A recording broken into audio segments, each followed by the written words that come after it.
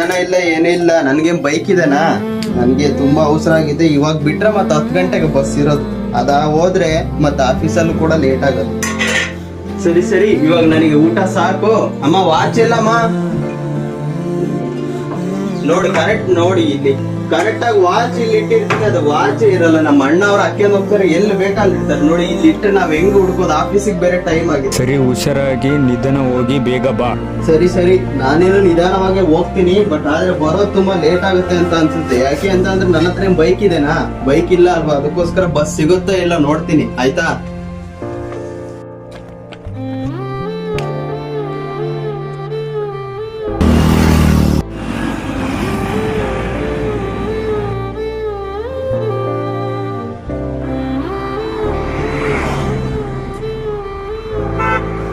ನಮ್ಮ ಈ middle class ಜೀವನನೇ ಹಾಗೆ. ಆಸೆಗಳು ಸಾವಿರಾರು ಇರುತ್ತೆ. ಬೈಕ್ ತಗೋಬೇಕು, ಮನೇನ ಕಟ್ಸ್ಬೇಕು, ಅಥವಾ ಕಾರ್ ತಗೋಬೇಕು, ನಮ್ಮ ಅಪ್ಪ ಅಮ್ಮನ ತುಂಬ ಚೆನ್ನಾಗಿ ನೋಡ್ಕೋಬೇಕು ಅಂತ. ಅದರಲ್ಲಿ ನನಸಾಗೋದು ಎಷ್ಟು ಹೇಳಿ? 1-2 ಅಷ್ಟೇ.